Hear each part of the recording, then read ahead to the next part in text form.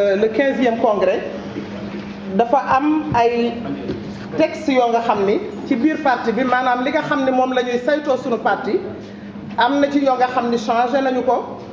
am donc ay harmonisation yoo nga xam ne waroon nañu koo def mais également xamal ñi nga xam ne ñoom ñoo ñu toogal ci région yi ak les responsables des jeunes qui sont donc en renfort au niveau du bureau du mouvement national des partis socialistes qui sont membres de droit du bureau du parti socialiste ñu xamal leen bees yooyu nga xam ni wax nañu ci congrès bi.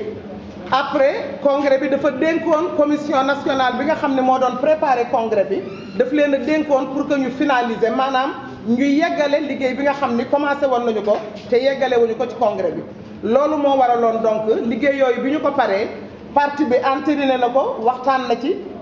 delloosi nañu ko en comité central bu ngeen fàttali ko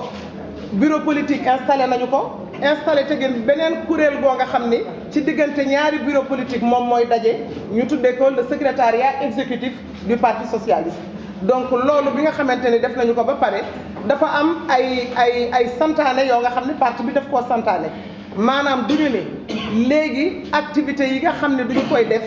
duñu ko war a taxawal duñu ko war a dugal ci benn plan d'action maanaam boo nga xam ne lépp lay jël duñu naan mouvement national des femmes ci diir bii diggante diir bii ak bii mouvement national des femmes am na loo nga xam ne moom la war a tëral pour maanaam animer le parti animer le mouvement des femmes mais également ñu am suñu programme d'action wu bopp loo nga xam ne suñu activité la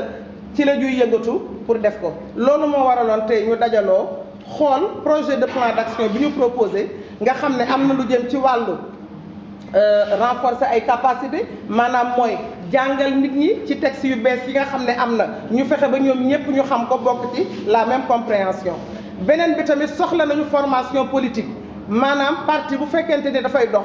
te am histoire parti ba ndaw yay doog a dugg ca parti ba jaadu nañu xam ko mbaa sax ñu yeesal ko ci ñeneen ñoo nga xam ni ay citoyens sénégalais lañu même bu ñu bokkul parti socialiste war nañoo mën di xam lan mooy histoire parti socialiste ñen ñoo def histoire parti socialiste boobu maanaam ci wàllu jigéen ñi ñi ko def ci wàllu góor ñi ñi ko def également ci wàllu jeunes yi. donc loolu moom la ñu waxtaan nañ ci beneen bi tamit ñu ni jigéen ñi lan la ñu soxla pour gën a mën a taxaw gën a mën a jouer seen rôle bi nga xam ne duñu koy xaar ci ñoom ci biir parti socialiste mooy maanaam ci wàllu politique ñu jàngal leen loo nga xam ni dina leen jëriñ dina yokk seen ay capacité pour ñu gën a mën a taxaw ci wàllu communication par exemple nan la ñu mën a waxe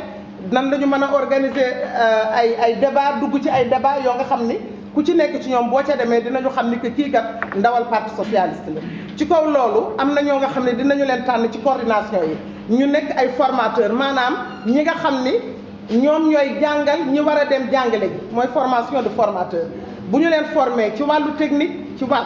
ci wàllu communication former leen également ci li nga xam ne moom moo jëm ci wàllu politique bu ko defee ñoom ñu yebal leen ci coordination yi pour que ñi nga xam ne ñoom la ñu fay cibler ñu mën leen a tàggat maanaam ci thème yi nga xam ni tànn nañu te gis ni ay thème la yu am importance pour suñu parti.